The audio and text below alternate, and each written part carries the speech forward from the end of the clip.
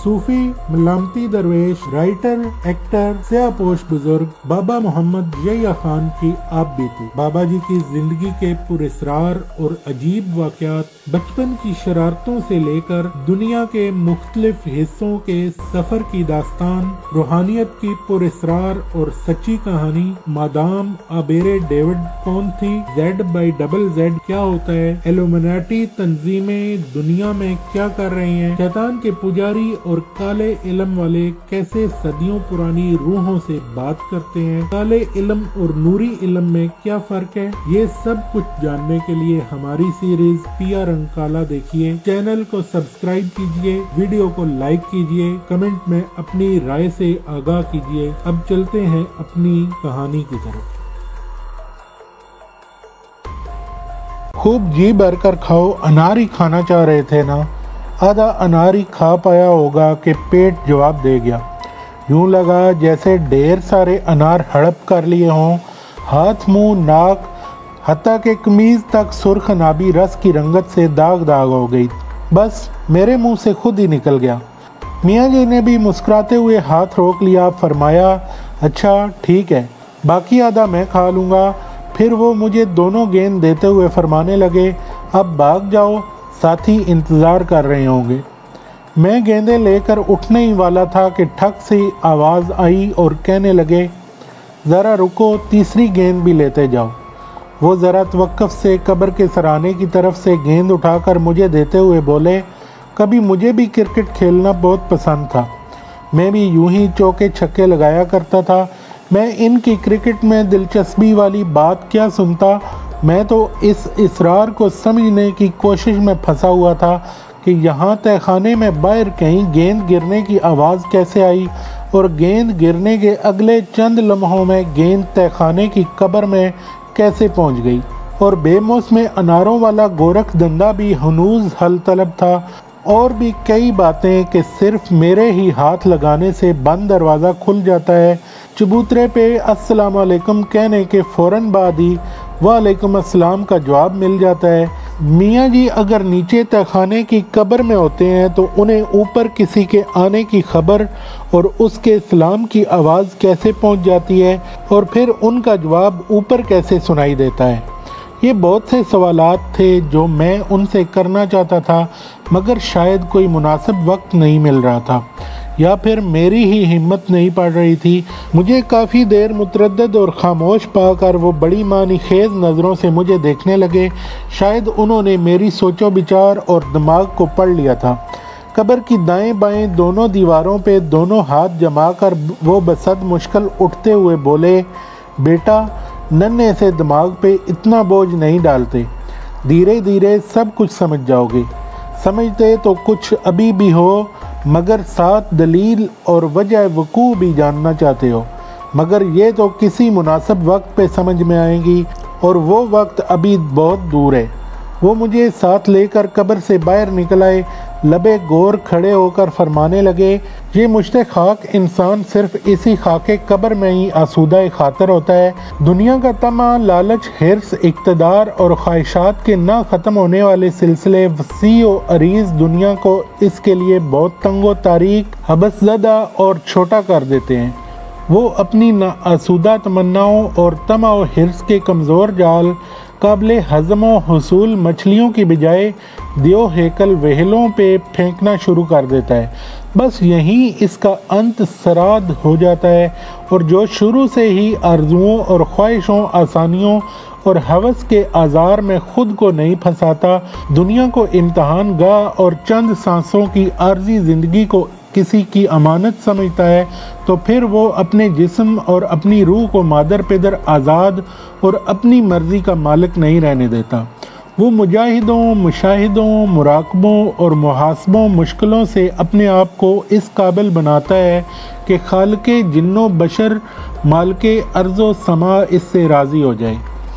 ये मेरे जिस्म पे लदी वज़नी बेरहम जंजीरें मेरे बदन को अल्लाह के अहकाम में जकड़ कर रखती हैं और मुझे एहसास दिलाती हैं कि मैं महज़ कफ़्से हस्ती में असीर कैदी हूँ।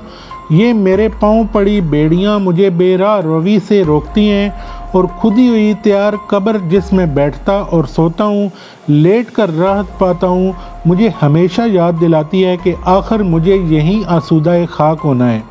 پسینہ خشک ہونے سے پہلے حق محنت ادا کر دینا، مقررہ وقت سے پہلے ہی وعدہ وفا کر دینا، اولاد کے بدرہ ہونے سے پہلے ان کا نکاح کر دینا اور مرنے سے پہلے اپنی لحد تیار کر لینا ان لوگوں کا کام ہے جو متقی اور اللہ سے حیا کرتے ہیں۔ زور زور سے دروازہ کھٹکھٹایا جا رہا تھا۔ تینوں گیند سنبھالے جب میں باہر نکلا تو پوری ٹیم کھڑی تھی۔ کیپٹن بولا، یار تم اندر سو ہی گئے تھے، ہم کب سے باہر کھڑے تمہارا انتظار کر رہے ہیں۔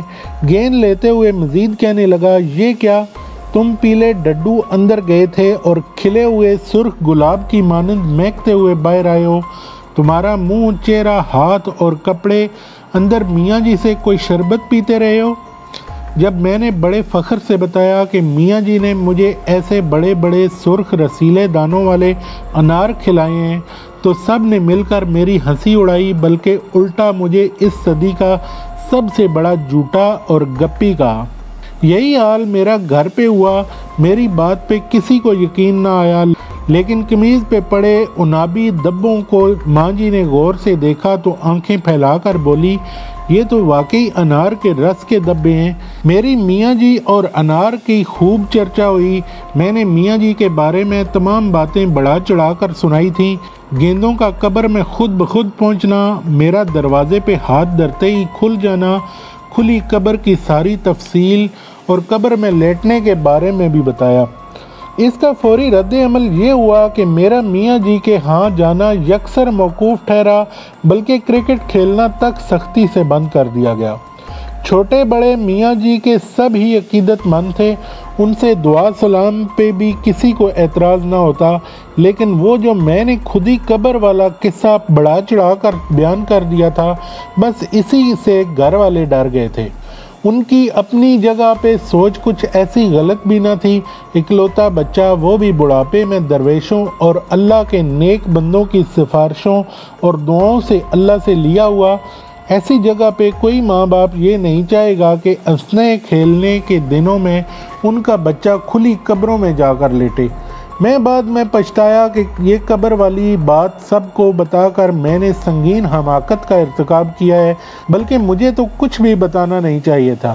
اسی لیے تو ایسے خارق العادت اور ماورائے فطرت مشاہدات، مظاہرات اور تصرفات پردہ اخفا میں رکھے جاتے ہیں کہ ہر ہمہ شمع انہیں دیکھنے، سمجھنے، برداشت اور ہضم کرنے کا متحمل نہیں ہو سکتا کہ زندگی اور اس لگے بندے اصولوں، سلسلوں اور عام روزمرہ کے عوامل و عواقب میں خلل واقع ہوتا ہے۔ غلطی سرزد ہو چکی تھی، اب لکیر کو پیٹنا بیکار تھا، لیکن آئندہ احتیاط کا مصمم ارادہ تھا۔ میاں جی نے اس چند روزہ عارضی زندگی کی جو تصویر کشی کی اور اپنے سرکش نفس، خواہشات، طمع اور حرص و ہوا کو اعتدال و قابو میں رکھنے کے بارے میں جو کچھ فرمایا تھا، اس کی بازگشت ابھی تک میرے کانوں میں گونج رہی تھی۔ قبر میں بیٹھنے اور تھوڑا سا لیٹنے کے تجربے مشاہدے نے جیسے مجھے جینے مرنے کی ایک نئی جہت سے روشناس کرا دیا تھا۔ میری سمجھ میں یہ بات آئی کہ جوخم پہلے جھیل لو، جھنجھٹ ختم ہو جائے گا۔ انجام کے خیر پہ ہمیشہ نظر رکھو تو دائمی عزت، فلاح اور فرحت ملے گی۔ آخری یقینی جیت کے لیے ساری عمر مسلسل ہارنا پڑے تو ہارتے جاؤ۔ مشقت، بوجھ، تکلیفیں اٹھاؤ کہ تم کل کی دائمی راحت کے لیے تیار ہو سکو۔ اس رات کئی روز نیچے دالان میں سونے کے بعد میں اوپر کوٹھے پہ کھلے آسمان تلے سونے پہ اصرار کر رہا تھا۔ ماں جی نے سمجھایا کہ ابھی تو تیری کمزوری نہیں ٹوٹی، اوپر اوس کھا جائے گا، خدا نہ کرے کہ پھر بیمار پڑ جاؤ، بہتر ہے تم نیچے دالان میں ہی سو جاؤ۔ مگر میں ضد کر کے اوپر کوٹھے پہ پڑ گیا۔ دراصل میری عجیب سی کیفیت تھی، رہ رہ کر میاں جی کی زنجیریں، بیڑیاں اور قبر کی جانب دھیان بٹ رہا تھا۔ جی چاہ رہا تھا آج میرے ارد گرد دور دور تک کوئی بھی ذی نفس موجود نہ ہو۔ میں خود سے بھی تنہا ہونا چاہ رہا تھا، اکیلا ہو کر یہ محسوس کرنا چاہ رہا تھا کہ قبر کی تنہائی کیا ہوتی ہے، کیسی ہوتی ہے۔ اس کی تنگی، تاریکی، تندی، سختی ایک جیتے جاگتے انسان کے دل و دماغ کے خیالات و احساسات پہ کیا کیا اثرات مرتب کرتی ہے۔ کیا یہ بوسیدہ جسم کو ٹھکانے لگانے کے لیے محض ایک گڑھا ہوتی ہے، یا پھر ارواح کے لیے عالم برزخ کی طرح یہ مردہ اجزائے اور اجسام کا از قسم برزخ ہوتی ہے؟ ستاروں پر ایک کھلے آسمان تلے میں بازو کے تکیے پہ سر ٹکائے لیٹ گیا۔ کسی گورستان کی طرح بڑی ڈراؤنی سی خاموشی اور اداسی چھائی ہوئی تھی۔ ہوا بھی جیسے کسی کے دم آخری کی مانند ساکت تھی۔ کوئی دم جاتا ہے کہ میں عالم غنود میں اتر گیا۔ دنیا میرے ارد گرد چار دیواری کی صورت سمٹتی آ رہی تھی، پھر جیسے قبر جیسی لمبائی چوڑائی میں پہنچ کر رک سی گئی کہ بازو ذرا کھولو تو دیواروں سے لگیں اور پاؤں پنجے سر اکڑاؤں تو بھی دیواروں سے بڑھیں۔ پھر جیسے میں قد آدم نیچے دھنس گیا، آنکھیں و شعور ہوشیار، حواس ہمکتے ہوئے میں قبر میں لیٹا ہوا 2 گز اوپر مستطیل چوکھٹے سے سیاہ مخمل پہ ٹکے جلملاتے ہوئے ننھے ننھے ستارے دیکھ رہا تھا۔ تھوڑی دیر بعد پھر جیسے سوائے قبر کے باقی سارا منظر ہی بدل گیا۔ وہی میاں جی کی کھلی قبر والا تہخانہ، وہی قبر۔ کبھی میاں جی لیٹے ہوتے اور کبھی میں قبر میں پڑا ہوا دکھائی دیتا۔ ساری رات یہی عدل بدل ہوتا رہا۔ الگ صبح ماں جی میرے اوپر جھکی ہوئی تھی، بخار سے میرا جسم پھٹک رہا تھا۔ اللہ جانے وہ کس طرح سے مجھے نیچے اتار کر لائیں۔ کہیں سپہر مجھے ہلکا سا ہوش آیا تو ماں جی میرے ماتھے پہ برف کی پٹیاں کر رہی تھیں۔ 1-2 ہمسائیاں بھی پاس بیٹھی باتیں کر رہی تھیں۔ ایک بات پہ سب متفق تھے کہ میں میاں جی کے ڈیرے جا کر ڈر گیا ہوں، اور یہ سارا بخار وخار وہاں جانے کا شخصانہ ہے۔ ایک ہمسائی کالی مرچیں میرے سر سے وار کر دیکھتے ہوئے کوئلوں پہ ڈال رہی تھی، دوسری کچھ پڑھتے ہوئے پھونکیں مارتی جا رہی تھی۔ مجھے ذرا آنکھیں پٹپٹاتے ہوئے دیکھ کر ماں جی بولی، کاکا ہوش کر پتر، لے ذرا شربت کا گھونٹ پی لے۔ وہ گلاس میرے ہونٹوں سے لگاتے ہوئے کہنے لگی، کہا تھا اوپر اکیلا اوس میں نہ سو، دیکھ لے 102 بخار ہو گیا ہے۔ میں نے ایک شربت کا گلاس پرے ہٹاتے ہوئے کہا، میں کچھ نہیں پیوں گا، مجھے صرف انار والی بات ابھی آدھی منہ سے نکلی تھی کہ ایک بچہ بھاگا بھاگا اندر آیا۔ ماسی باہر سنگلاں والے میاں جی کھڑے ہیں، وہ کہہ رہے ہیں کہ میں نے کاکے سے ملنا ہے۔ میں یوں اٹھ کر بیٹھ گیا جیسے مجھے کسی نے بجلی کا تار چھوا دیا ہو۔ چارپائی سے نیچے اترنے لگا تو ماں جی نے منع کر دیا۔ وہ ہمسائیوں کو لے کر باورچی خانے میں چلی گئیں اور وہ بچہ میاں جی کو لے کر اندر آ گیا۔ پہلے خوشبو آئی، پھر پاؤں کی پائلوں سے چھن چھنا چھن کی جھنکار آئی۔ وہ جانے بہار آیا جس نے شب بھر مجھے مراقبۃ الموت کا اسرار سکھایا۔ صاحبو، یہ سب کچھ سنانا اس لیے مقصود ٹھہرا تھا کہ میں صرف یہ عرض کر سکوں کہ قبرستان، اندھی کھلی قبریں، مقبرے، مزار، معبد و مینار میرے لیے اجنبی نہیں تھے، بلکہ بچپن ہی سے میرا ان سے واسطہ اور رابطہ تھا۔ میں ایک بار پھر آپ کو وہیں اسپین میں سمندر کے کنارے پر اسرار ہیبت ناک صدیوں پرانے روشنی کے مینار تلے لیے چلتا ہوں، جو سطح سمندر سے اونچے کنارے پر واقع تھا۔ یہاں سے آگے کٹا پھٹا میدانی علاقہ تھا، کہیں کہیں چھوٹے چھوٹے ٹیلے ٹبے بھی نظر آتے تھے، دور دور وسیع و عریض مرغزار کھیت باڑے، اونچے نیچے راستے، گھاس پھوس کے ذخیرے بھی دکھائی دیتے تھے۔ یوں محسوس ہوتا تھا جیسے خوبصورت سرسبز علاقہ جان بوجھ کر نظر انداز کر دیا گیا ہو۔ شاید یہاں کبھی کوئی ہستی مسکراتی کوئی بستی رہی ہو۔ بوڑھے مینار کے سائے میں کھڑے ارد گرد دور تک نظریں دوڑائیں تو یہی محسوس ہوتا تھا۔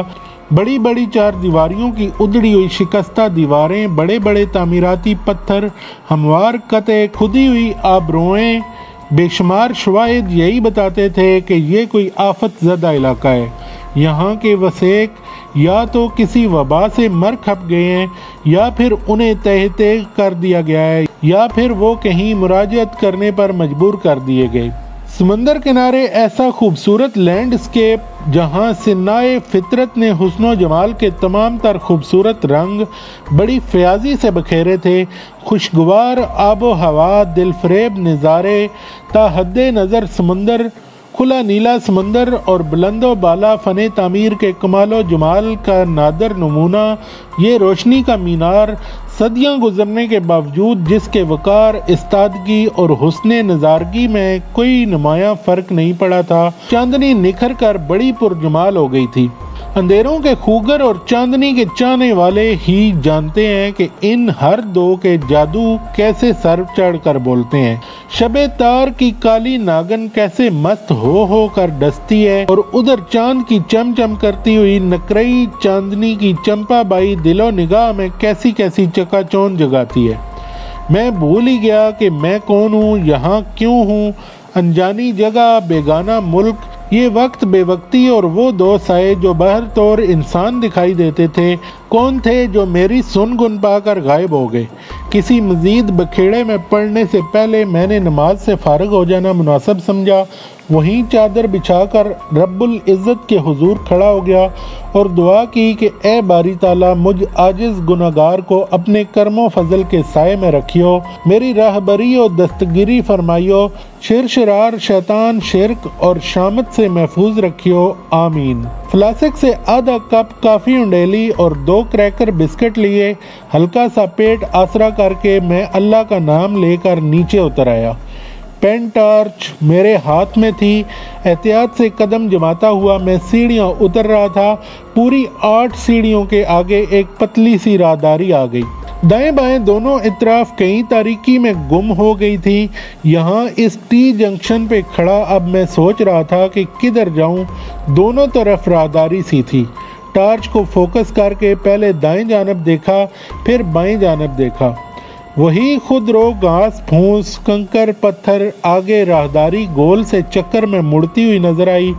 دائیں جانب یوں دکھائی دیتا تھا کہ راستہ قدرے صاف اور استعمال میں ہے، اگر نہ بھی ہوتا تو میں اپنے اصول طریقے کے مطابق اپنے سیدھے ہاتھ ہی چلنے پر ترجیح دیتا۔ دائیں جانب بڑھنے سے پیشتر میں نے قدرے بلند آواز میں ہیلو یہاں کوئی ہے، کوئی میری آواز سن رہا ہے 2 مرتبہ کہا، مگر میری آواز ہی گھوم پلٹ کر مجھ تک واپس آ گئی۔ اب میں ٹارچ روشن کیے قدم قدم آگے بڑھ رہا تھا۔ چمگادڑوں کی غلاظت کا تعفن سا محسوس ہوا، لیکن گھٹن نہیں تھی، صاف ہوا موجود تھی۔ جیسے جیسے میں آگے بڑھ رہا تھا مجھے محسوس ہوا راہداری تنگ ہوتی ہوئی گولائی کی صورت میں ڈلوان ہوتی جا رہی ہے، یعنی راہداری اسپرنگ کی شکل میں نیچے کی جانب اتر رہی ہے۔ اس سے یہ ظاہر ہوا کہ بائیں جانب والی راہداری مینار کے اوپر تک جاتی ہوگی۔ میرا خیال ہے میں نے گولائی میں 2 چکر ہی پورے کیے ہوں گے کہ مجھے خسر پھسر اور کسی کے چلنے گھسٹنے کی ہلکی سی آواز سنائی دی۔ جانے سے پہلے ہماری ویڈیو کو لائک کیجئے، کمنٹس میں اپنی رائے دیجئے اور چینل کو سبسکرائب کیجئے۔ ملتے ہیں اپنی اگلی قسط میں۔ السلام علیکم۔